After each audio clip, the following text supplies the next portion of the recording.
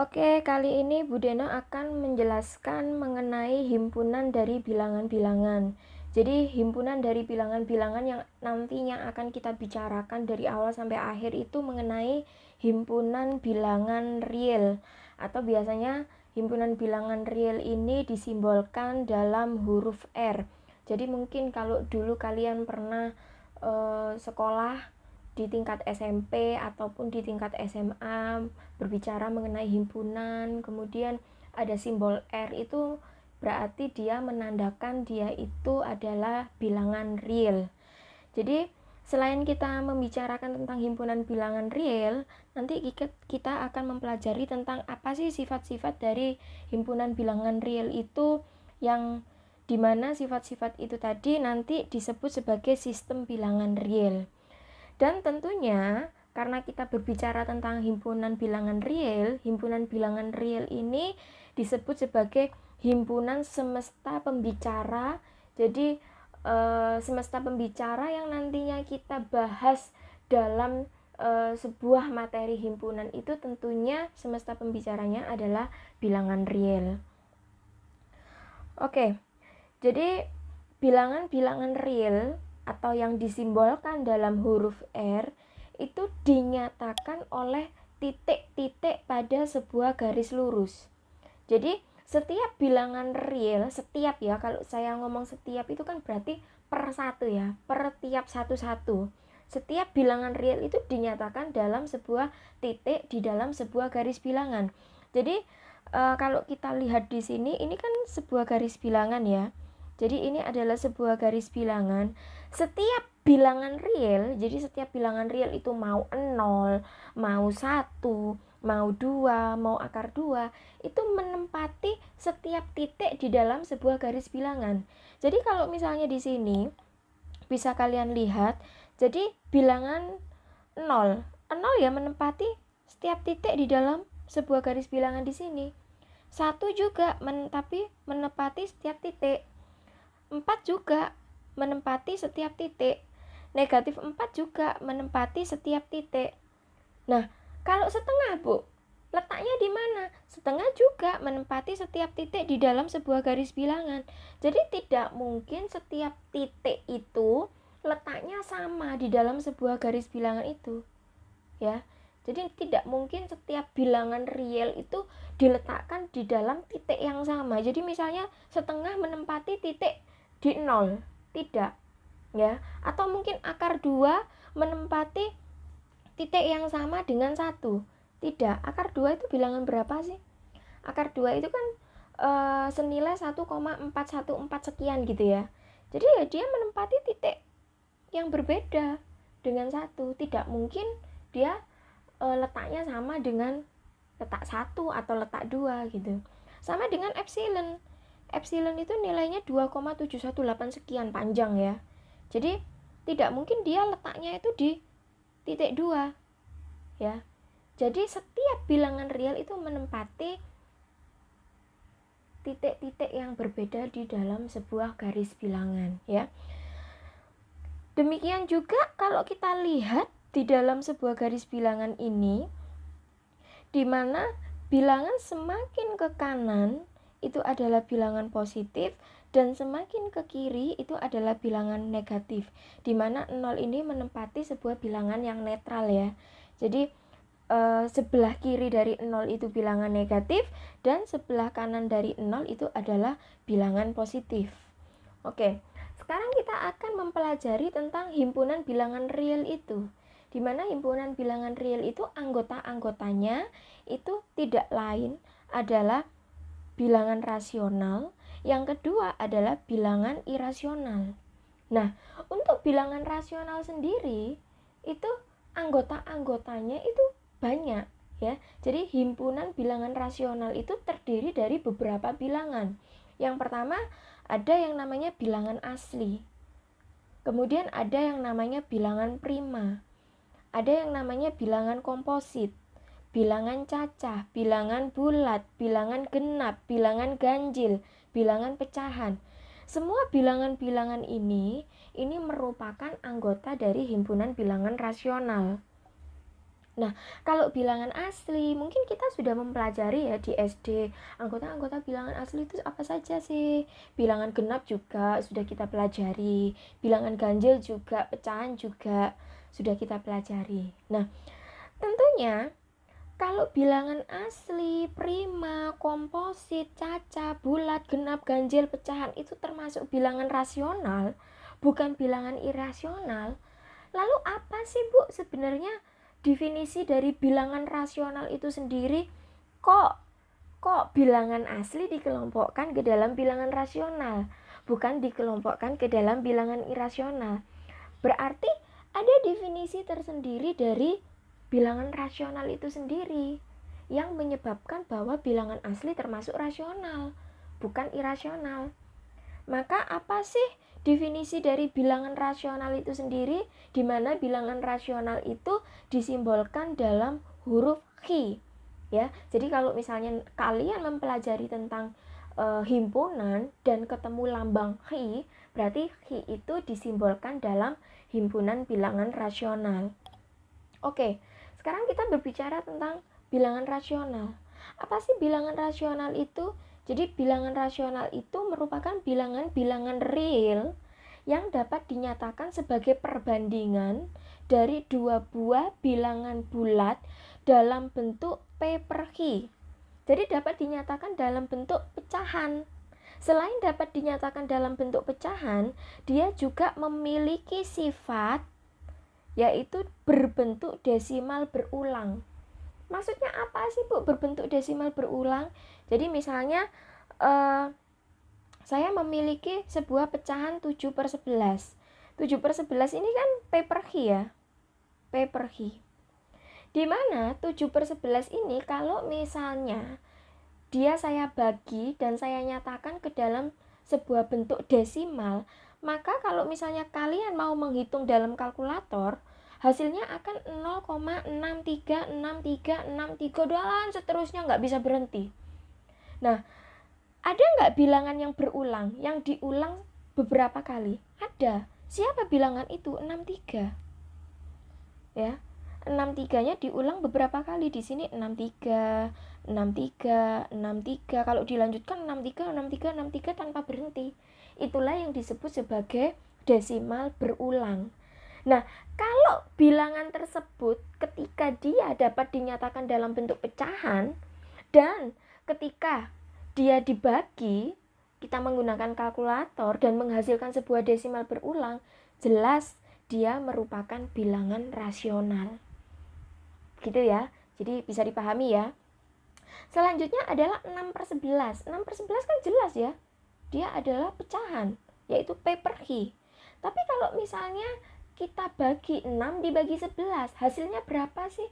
Oh, ternyata bisa kita temukan bahwa hasilnya itu 0,545454. Maka jika kita lihat di sini, ada sebuah bilangan yang diulang, yaitu 54, 54, 54 dan seterusnya 54, 54, 54, 54. Nggak bisa berhenti. Inilah yang disebut sebagai desimal berulang. Kalau dia memiliki satu sifat ini ya, satu sifat yaitu bisa dinyatakan dalam sebuah bentuk desimal berulang, maka sudah jelas dia merupakan bilangan rasional.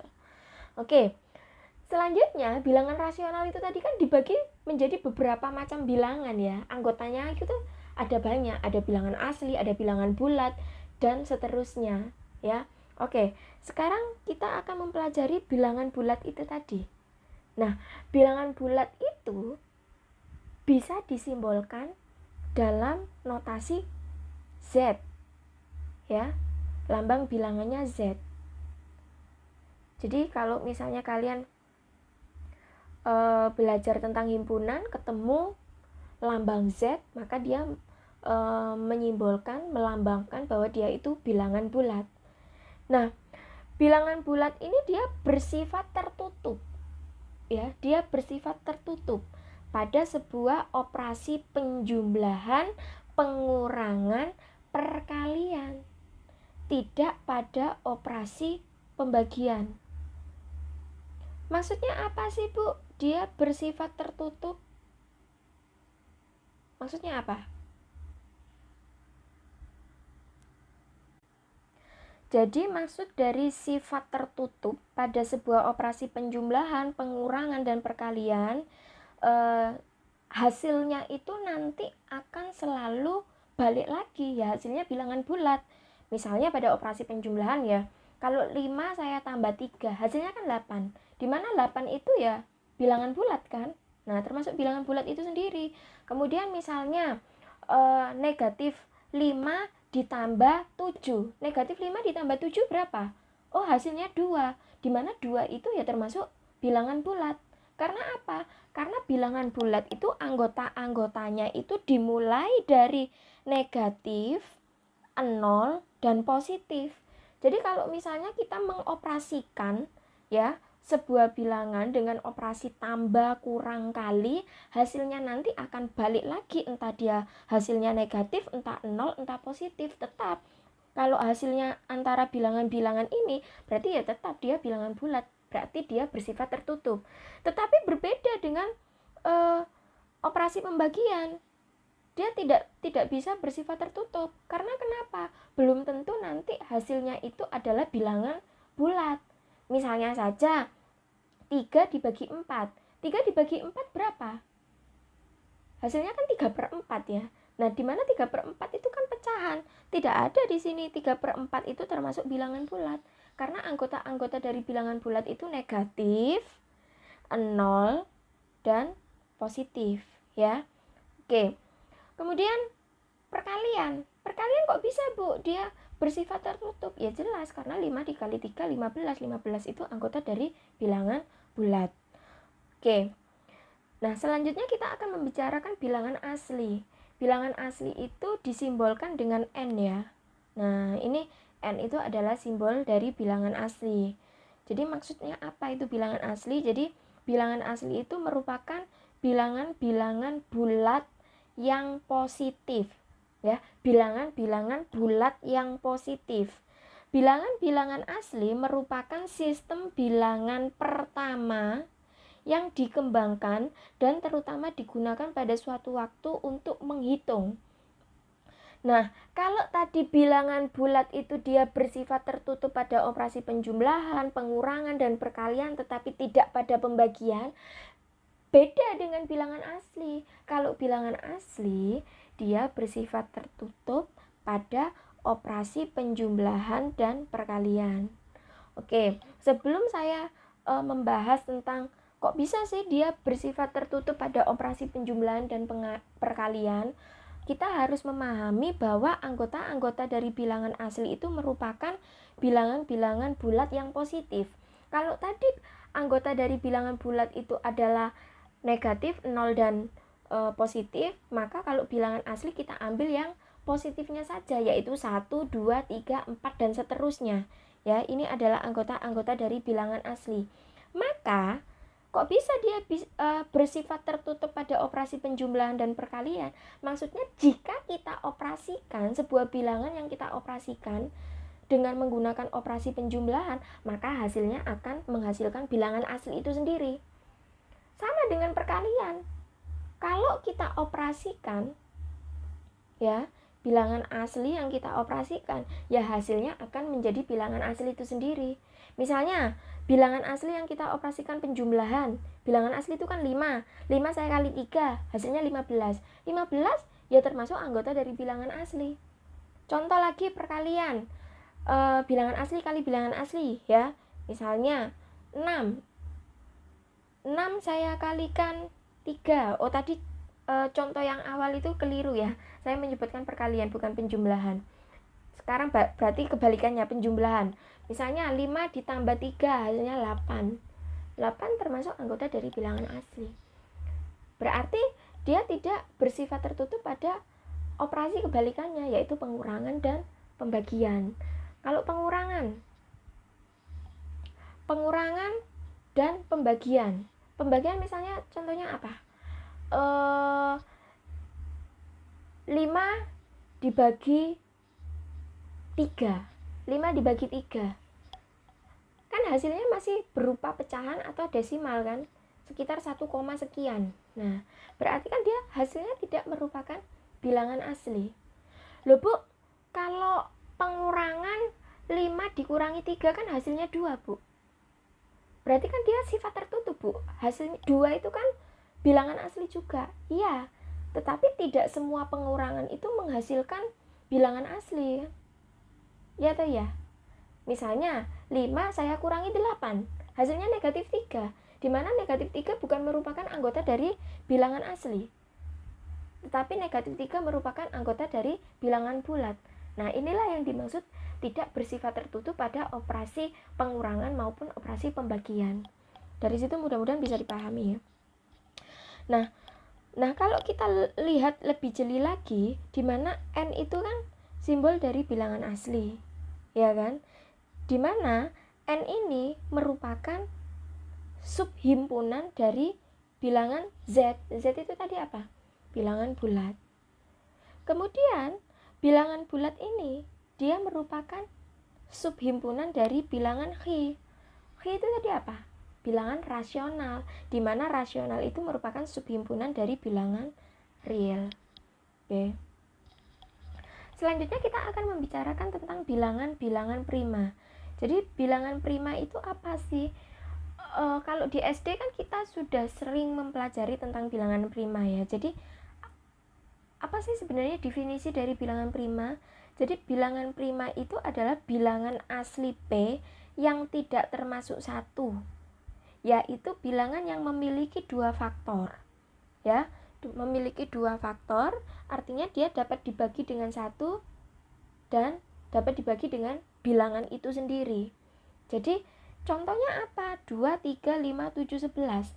Tapi Bu, kalau saya dulu waktu SD mempelajari bilangan prima itu dimulai dari 1 loh Bu. 1, 3, 5, 7, dan seterusnya. Jadi ada beberapa kesalahan konsep bahwa 1 itu bukan termasuk bilangan prima. Kita kembalikan lagi pada sebuah definisi bilangan prima, bahwa definisi dari bilangan prima adalah bilangan yang memiliki 2 faktor. Yang memiliki 2 faktor. Sekarang kita lihat 1. Faktor dari 1 siapa?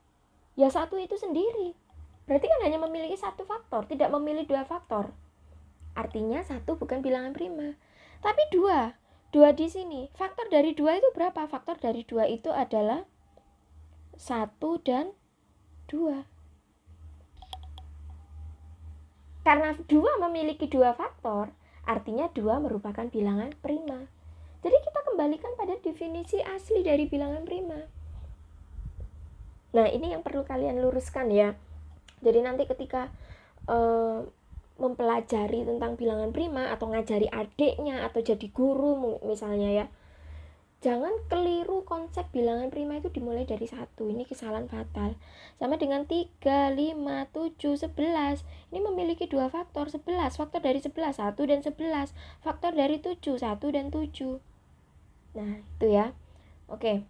Selanjutnya adalah bilangan pecahan. Tentunya kalau kita berbicara tentang pecahan, berarti bilangan tersebut dapat dinyatakan dalam bentuk P per Q, di mana P-nya itu merupakan bilangan bulat dan H-nya merupakan bilangan asli.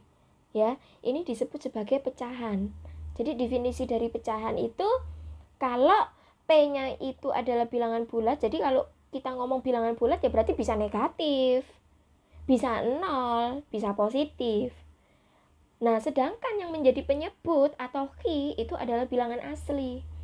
Jadi 0 per 3 itu merupakan pecahan, terdefinisi hasilnya. Tapi kalau 3 per 0, nah makanya hasilnya tidak terdefinisi, karena dia bukan merupakan konsep pecahan. Konsep pecahan itu P per Q, di mana P pembilang adalah bilangan bulat dan Q penyebut adalah bilangan asli. Contohnya seperti ini, 3 per 4, 1 per 2, negatif 1, di mana negatif 1 itu anggota dari bilangan bulat per 2. Dari sini mudah-mudahan bisa dipahami ya. Oke, selanjutnya kita berbicara tentang bilangan ganjil. Jadi apa sih definisi dari bilangan ganjil itu? Jadi bilangan ganjil itu merupakan bilangan bulat yang bukan kelipatan 2. Jadi bisa dilambangkan dalam bentuk 2n atau 2n-1. Jadi sekali lagi ya, jadi bilangan ganjil itu merupakan bilangan bulat yang bukan kelipatan 2. Sekarang kita lihat negatif 3. Negatif 3 kelipatan 2 enggak? Enggak.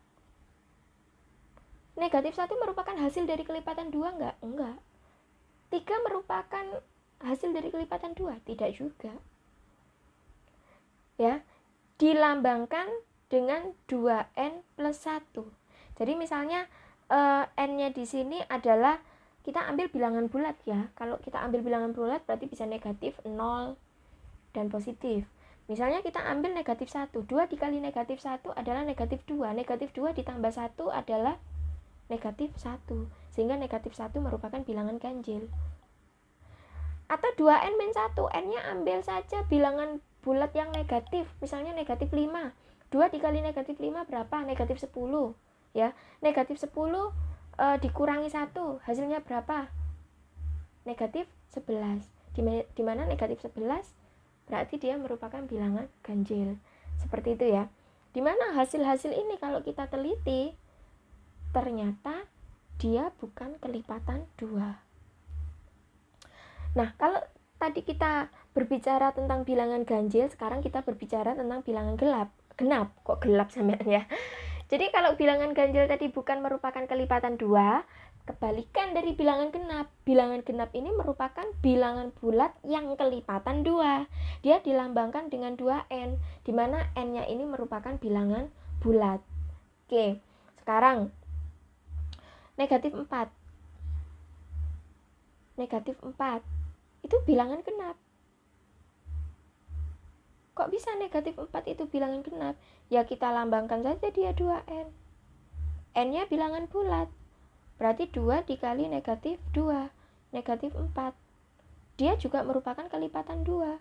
Nah, karena dikali 2 itu tadi. Ya, dikali 2. Kelipatan 2. Ya. Oke. Sekarang kita masuk ke definisi awal yang tadi kita berbicara tentang bilangan rasional. Di mana bilangan rasional itu kan tadi dapat dinyatakan dalam bentuk P per H ya. Dapat dinyatakan dalam bentuk P per H dan dia bersifat desimal berulang. Di mana anggota dari bilangan rasional itu kan tadi, ya ini tadi, bilangan ganjil yang sudah tadi kita bicarakan, bilangan asli yang sudah kita bicarakan, bilangan genap juga termasuk bilangan rasional. Bu, kalau misalnya contohnya adalah 4, apakah 4 bisa, Bu, dinyatakan dalam bentuk P per H, Bu? Sedangkan bilangan 4 ini kan termasuk bilangan genap. Di mana bilangan genap itu tadi termasuk anggota dari bilangan rasional. Lah kalau kita berbicara bilangan rasional, Bu, berarti dia harus dapat dinyatakan dalam bentuk P per H, Bu. Gitu kan? Apakah 4 dapat dinyatakan dalam bentuk P per H? Jelas 4 dapat dinyatakan dalam bentuk P per H. Sekarang kalau misalnya saya membuat P-nya itu adalah 8, H-nya adalah 2. 8 dibagi 2 kan 4. Berarti 4 dapat dinyatakan dalam bentuk pecahan 8 per 2. Bu, sebentar. Selain dapat dinyatakan dalam bentuk P per H, Bu, sifat dari bilangan rasional adalah berbentuk bilangan desimal berulang. Loh, 4 ini berbentuk desimal berulang loh. Kalau saya nyatakan dia dalam bentuk desimal, ya berarti dia 4,00000 dan seterusnya. Berarti 0-nya bilangan desimal berulang. Nah, makanya inilah yang dinamakan sebagai bilangan genap, bilangan ganjil tadi, bilangan asli yang sudah kita bicarakan di depan tadi, dia termasuk bilangan rasional. Paham dari sini ya? Mudah-mudahan bisa dipahami. Oke, selanjutnya bilangan komposit. Mungkin kalau bilangan komposit itu agak tabu ya. Mungkin kalian belum pernah mendengar, atau mungkin ada beberapa kalian yang sudah mendengar mengenai bilangan komposit. Jadi kalau bilangan prima tadi yang kita bicarakan di awal, bahwa bilangan prima itu adalah bilangan yang memiliki 2 faktor. Kebalikan dari bilangan komposit. Kalau bilangan komposit itu adalah bilangan yang memiliki lebih dari 2 faktor. Contohnya apa sih bilangan yang memiliki lebih dari 2 faktor? 4. Faktor dari 4 siapa? 1, 2, 4. Memiliki 3 faktor kan?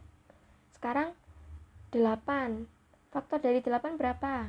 1, 2, 4. 8. Oh, memiliki 4 faktor. Artinya dia memiliki lebih dari 2 faktor. Kalau dia memiliki lebih dari 2 faktor, berarti dia disebut sebagai bilangan komposit. Selanjutnya adalah bilangan irasional. Bilangan irasional dan bilangan rasional itu termasuk dalam anggota dari himpunan bilangan real. Tapi kalau bilangan rasional tadi, cirinya adalah dia dapat dinyatakan dalam bentuk P per Q dan memiliki sifat desimal berulang. Kalau bilangan irasional, dia tidak dapat dinyatakan dalam bentuk P per Q. Jadi dia tidak dapat dinyatakan dalam bentuk P per Q dan dia tidak dapat dinyatakan dalam bentuk desimal berulang. Contohnya di sini adalah akar 2. Coba silakan kalian buka kalkulator kalian. Silakan kalian cek akar 2 itu nilainya berapa sih? Nah, kalau sudah kalian cek, ternyata hasil dari akar 2 itu adalah 1,4142135 dan seterusnya. Ada nggak dari bilangan-bilangan ini yang bilangan-bilangannya itu diulang? Nggak ada kan? 4, 1, 4, 2, 1, 3, 5 dan seterusnya. Nggak berulang. Nah, makanya ini disebut sebagai bilangan irasional. Dia juga tidak bisa dinyatakan dalam bentuk pecahan. Jadi bilangan-bilangan yang bukan merupakan desimal berulang seperti ini, dia tidak dapat dinyatakan dalam bentuk pecahan. Sama halnya dengan Pi. Kalau Pi pada saat kamu mempelajari DSD itu kan nilainya 3,14. Padahal itu hanya sebuah pembulatan saja. Sebenarnya kalau kamu pakai kalkulator, nilai dari Pi ya, yaitu 22 per 7 ya, itu sebenarnya adalah nilainya 3,142 sekian gitu ya. 3,142,857 dan seterusnya, nggak berhenti. Panjang. Ya. Oke. Selanjutnya kita akan mempelajari tentang ketaksamaan. Jadi konsep urutan diperkenalkan dalam suatu sistem bilangan real. Jadi definisinya adalah bilangan real A dia lebih kecil daripada bilangan real B. Jadi dituliskan dalam bentuk saya ganti bolpennya dulu. Dalam bentuk A kurang dari B jika B dikurangi A itu merupakan sebuah bilangan positif. Nah, sekarang kita pelajari beberapa sifat urutan sebuah ketaksamaan bilangan ya. Untuk setiap bilangan real A, B, C, dan D berlaku sifat urutan. Sebagai berikut, sifat yang pertama, jika A kurang dari B dan B kurang dari C, maka sama artinya A kurang dari C. Ini namanya berlaku sifat transitif. Kok bisa Bu A kurang dari B dan B kurang dari C itu sama artinya A kurang dari C? Ya ambil saja contoh sebuah bilangan A 3 kurang dari 5, dimana 3 ini adalah A, 5 ini adalah B. Nah berarti B nya kan 5 kurang dari C, C nya siapa? 7 misalnya C. Berarti kan kesimpulannya 3 kurang dari 7, A kurang dari C. Inilah yang disebut sebagai sifat transitif ya. Lagi A kurang dari B di mana C-nya itu sebarang. Maka kalau kita menjumlahkan nilai A di sini, kita jumlahkan dengan C-nya, maka hasilnya nanti akan kurang dari B ditambah C. Kalau misalnya tidak percaya ya bisa ambil sebarang bilangan. Misalnya A-nya berapa? 3 lagi ya. 3 kurang dari 5. Kemudian ini A, ini B. Ambil C-nya itu sebarang bilangan. Misalnya sebarang bilangannya berapa? 7. Berarti kalau 3 saya tambahkan 7 hasilnya 10, pasti hasilnya akan kurang dari 5 saya tambah 7, yaitu 12. Itu sudah otomatis. Inilah yang disebut sebagai sifat urutan bilangan dari sebuah ketaksamaan ya. Sama dengan A dikurangi B, A dikurangi B, A kurang dari B dan C kurang dari D. Maka hasilnya kalau A saya tambahkan C akan kurang dari B ditambah D. Contoh, A-nya siapa? A-nya 3. Ini A. Kurang dari B-nya siapa? 4. Ya, B-nya 4. Kemudian C-nya siapa? C-nya 5. Kurang dari D-nya adalah 8. Nah, maka kalau A saya tambahkan C, yaitu 3 saya tambahkan 5, itu kan 8. Hasilnya akan kurang dari kalau B saya tambahkan D, 4 tambah 8, 12. Nah, seperti ini. Sama dengan sifat nomor 4, 5, 6, dan 7. Kalian bisa memberikan contoh abstrak tersendiri ya. Sifat nomor 4, A kurang dari B dan C lebih dari 0, maka C lebih dari 0 artinya C-nya positif ya. Maka kalau A saya kalikan C, itu akan kurang dari B dikali C. Kalau A kurang dari B dan C kurang dari 0, C kurang dari 0 berarti ambil bilangan yang negatif. Maka kalau A dikali C, itu akan lebih dari B dikali C. Ya, sama artinya dengan kalau A-nya lebih dari 0 dan A kurang dari B dan C-nya lebih dari 0, C kurang dari D, maka kalau A saya kalikan C kurang dari B dikali D. Begitu juga dengan sifat yang nomor 7, tidak kelihatan saya kecilkan. Nah, ini sifat yang nomor 7 ya. Kalau A lebih dari 0 dan A kurang dari B, atau B-nya lebih dari A, B kurang dari 0, maka sama artinya dengan 1/A lebih dari 1/B. Kalian bisa memakai permisalan sendiri seperti yang saya contohkan di nomor 1 sampai nomor 3. Oke. Selanjutnya saya akan membicarakan tentang harga mutlak. Jadi harga mutlak dari sebuah bilangan real itu dinyatakan dalam sebuah lambang seperti ini ya. Jadi dia dibatasi seperti simbol huruf 1 ya, angka 1. Jadi seperti ini, X ya. X yang dibatasi dengan tanda 1 seperti itu ya. Dia didefinisikan oleh rumus. Jadi kalau ada sebuah harga mutlak X, dia akan bernilai positif kalau X-nya itu lebih dari atau sama dengan 0. Dia akan bernilai negatif jika X-nya itu kurang dari 0 ya. Jadi secara geometris harga mutlak dari sebuah nilai X itu dia disimbolkan dalam sebuah konsep jarak ya. Jadi bisa kita menggunakan konsep jarak untuk memahami sebuah konsep dari harga mutlak. Jadi jarak di sini adalah jarak antara titik X pada sebuah garis bilangan real dengan titik asal 0. Jarak antara dua titik apapun, yaitu bilangan-bilangan real A dan B, hasilnya akan sama. Kalau A dikurangi B, hasilnya akan sama dengan B dikurangi A. Suatu contoh, posisi saya di sini. Kalau saya ingin ke masjid, masjidnya kan di sini. Ya, ini masjid. Otomatis saya ke sini itu kan maju. Maju berapa langkah? Anggap saja majunya 6 langkah. 1, 2, 3, 4, 5, 6. 6 langkah. Maka kalau saya ditanyakan ya, berapa sih jarak dari posisi rumah Budeno menuju ke masjid? Oh, posisi rumah Budeno menuju ke masjid adalah 6 langkah. Saya maju ke depan loh padahal ya. Tetap kalau saya menyebutkan jarak ya posisinya 6 langkah.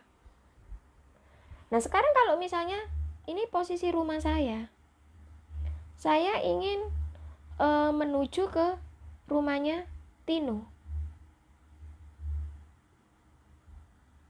Otomatis kan dari sini kalau saya ke masjid saya kan harus maju. Nah kalau dari rumah saya ke Tino, otomatis saya harus mundur. Berapa posisi dari posisi awal rumah saya ke Tino? Oh, posisinya 3 langkah. Saya mundur 3 langkah. Tapi kalau misalnya kita menggunakan konsep jarak, posisi rumah kamu ke Tino berapa? Oh, negatif 3. Loh, kenapa kok negatif 3? Iya, karena saya mundur. Tidak. Kalau kita berbicara tentang jarak, ya tidak ada negatif 3. Ya tetap saja meskipun kita mundur, ya hasilnya tetap 3. Berapa posisi kamu dari rumah menuju ke rumahnya Tino? 3 langkah maju atau mundur. Saya mundur 3 langkah untuk menuju ke rumah Tino. Tetap 3, bukan negatif 3 meskipun kita mundur. Dari rumah saya ke masjid tadi saya kan maju, ya tetap disebutkan 6 langkah jaraknya. Jarak dari rumah saya menuju masjid yaitu 6 langkah. Nggak peduli maju, nggak peduli mundur, tetap hasilnya tetap positif kan. Hasilnya tetap 6 langkah, positif 6, dan hasilnya tetap positif 3, tidak ada negatif 3. Nah, inilah yang dimaksud dengan harga mutlak. Jadi harga mutlak itu dengan kata lain itu memaksa sebuah bilangan untuk menjadi sebuah bilangan yang positif. Nggak peduli dia negatif, nggak peduli dia mundur, maju ke kiri, ke kanan, tetap saja kita memaksa dia untuk menghasilkan sebuah bilangan yang positif. Sama artinya jarak nggak ada jarak negatif. Jarak dari rumah kamu menuju ke sekolah negatif 60 km. Kok bisa negatif 60 km? Iya Bu, saya soalnya mundur Bu. Wong sekolahan saya itu berada di belakang rumah saya. Nggak ada seperti itu. Ya tetap 60 kilo. Meskipun dia berada di belakang rumah kamu gitu ya. Oke. Nah, contohnya ini, harga mutlak dari negatif 2 berapa? 2. Jadi tetap hasilnya itu positif 2. Jadi harga mutlak itu maksudnya memaksa, kita memaksa sebuah bilangan untuk menghasilkan bilangan yang positif. Harga mutlak dari 7, ya tetap positif 7. Harga mutlak dari 3 dikurangi 8, itu kan hasilnya negatif 5. Berarti harga mutlak dari negatif 5 ya tetap positif 5. Oke, dari sini mudah-mudahan bisa dipahami. Selanjutnya kita akan membicarakan tentang interval sebuah bilangan. Jadi kita membicarakan interval bilangan real pada selang hingga. Jadi interval itu maksudnya adalah suatu himpunan bagian dari sebuah garis bilangan real yang mengandung paling sedikit 2 bilangan real yang terletak di antara keduanya. Kalau kita ngomongkan paling sedikit 2 bilangan real, berarti kalau satu bilangan bisa nggak dinyatakan dalam sebuah interval, Bu? Tidak bisa.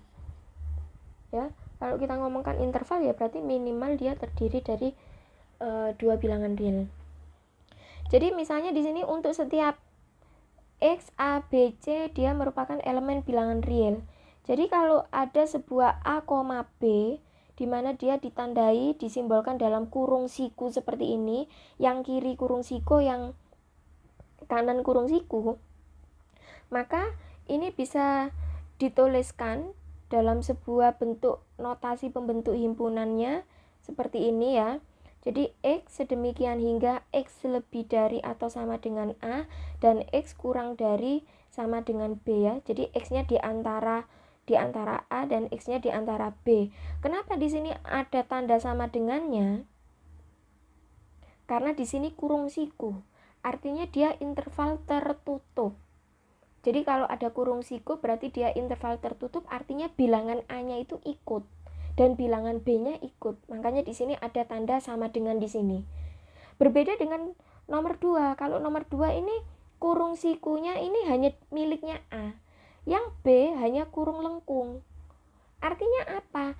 Dia interval setengah tertutup atau setengah terbuka. Jadi kalau kurung siku berarti A-nya saja yang ikut. Ada kurang dari atau sama dengan, A-nya yang ikut.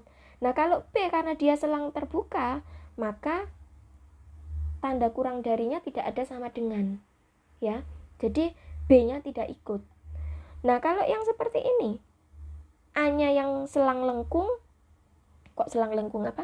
tanda lengkung, sedangkan ini kurung siku. Berarti A-nya yang terbuka, B-nya yang tertutup. Makanya dia disebut sebagai interval setengah terbuka atau tertutup. Kalau dua-duanya kurung lengkung, berarti semuanya disebut sebagai interval terbuka. A-nya nggak ikut, B-nya nggak ikut, tidak ada tanda sama dengannya. Ya, contohnya, misalnya saya menuliskan X lebih dari 5, X kurang dari 9. Berarti sebutkan anggota-anggota dari X. Anggota-anggota dari X siapa saja? Ya kan karena di sini tidak ada tanda sama dengan, ya berarti 5-nya tidak ikut, ya 6, 7, 8. 5 nggak ikut, 9 nggak ikut. Jadi maksudnya itulah yang disebut sebagai interval terbuka. Nah, kalau tadi kita membicarakan selang hingga, sekarang kita membicarakan selang tak hingga. Jadi berbeda ya, kalau selang hingga itu maksudnya tadi ada batasnya. Jadi ketika kita menyebutkan anggota-anggota bilangannya, anggota-anggota dari himpunan tersebut, itu ada stopnya gitu loh, ada berhentinya. Tetapi berbeda dengan selang tak hingga, namanya juga tak hingga. Jadi ketika kita menyebutkan anggota-anggota dari himpunan tersebut, anggotanya banyak sekali, nggak bisa berhenti, nggak bisa stop. Nah, contohnya seperti ini, selang tak hingga itu sepertinya ini. Ini selang lengkung, ini selang lengkung. Jadi A yang di kiri, tak hingganya di sini sebelah kanan ya. Berarti artinya kalau dia dinyatakan dalam sebuah notasi pembentuk himpunan menjadi X lebih dari A. X lebih dari A siapa, Bu? Ya misalnya X lebih dari 5. Siapa X lebih dari 5? Anggota-anggotanya siapa? Ya sebutkan saja X lebih dari 5 itu anggota-anggotanya ya. Berarti karena di sini selang terbuka ya, tidak ada lengkung siku, kurung sikunya nggak ada, dan di sini tidak ada tanda sama dengan ya, berarti ya 6, 7, 8, 9, 10 dan seterusnya. 1000 juga merupakan anggota, 2000 juga merupakan anggotanya, 1 miliar juga merupakan anggotanya. Inilah yang disebut sebagai selang tak hingga, nggak ada batasnya, berhenti di mana kita nggak tahu ya. Nah kalau yang ini selang siku tertutup berarti A-nya ikut. Yang di sini tak hingganya di sebelah kanan, tapi dia terbuka, ya. Berarti X lebih dari atau sama dengan A. Karena di sini selang tertutup, tanda siku, berarti di sini tandanya ada sama dengannya. Berarti X lebih dari atau sama dengan 5. Berarti kalau disuruh menyebutkan anggotanya, 5-nya ikut. 5, 6, 7, 8 dan seterusnya, nggak henti. Nah, kalau ini negatif tak hingga, koma B, di sini selang terbuka. Negatif tak hingga ya, berarti X kurang dari B. B-nya di sini kurung lengkung, berarti dia selang terbuka. B-nya nggak ikut. Negatif tak hingga ke kiri. X kurang dari sama dengan B, di sini kurung siku ya, berarti sama dengannya ikut ya. Misalnya X kurang dari sama dengan 2. Siapa saja X kurang dari atau sama dengan 2? Ya berarti ya bisa dijabarkan 2, 1, 0. Terus apalagi negatif 1, negatif 2, negatif 3 dan seterusnya. Artinya apa? Dia tak hingga semakin ke kiri. Makanya di sini negatif tak hingga, berarti tak hingganya semakin ke kiri. Sama juga ini negatif tak hingga, koma tak hingga, berarti artinya semua anggota bilangan real. Semakin ke kanan positif, semakin ke kiri negatif. Apakah hanya berlaku bilangan bulat saja, Bu? Bilangan bulat yaitu negatif 3, negatif 4, 1, 2, 3, tidak. Yang namanya kita berbicara tak hingga ke kanan atau tak hingga ke kiri ya terserah. Mau pecahan juga boleh, mau desimal juga boleh. 1,4 juga merupakan anggotanya, 1,5 juga merupakan anggotanya. Ya. 1000 juga merupakan anggota, 1000,5 juga merupakan anggota.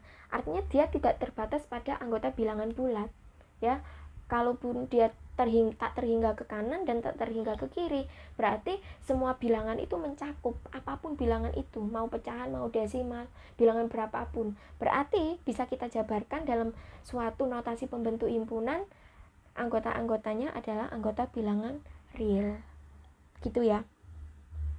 Nah, ini ada soal yang bisa kalian coba, soal-soalnya. Di sini adalah carilah bilangan pecahan dari bilangan desimal di bawah ini. Artinya dari soal A sampai D ini dia merupakan bilangan rasional ya. Kalau kita bicara bilangan rasional berarti bilangan tersebut dapat dinyatakan dalam bentuk P per H. Nah, ini kan bilangan bilangannya ini kan sudah memiliki sifat desimal berulang. Desimal berulang ini ada tanda strip di atasnya 4 ya. Tanda strip di atasnya 4 itu maksudnya hanya 4-nya yang berulang. Jadi bisa saya jabarkan di sini 0,4444 dan seterusnya.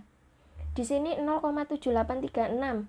Berarti ada tanda strip di atas 7836, berarti 7836-nya yang diulang.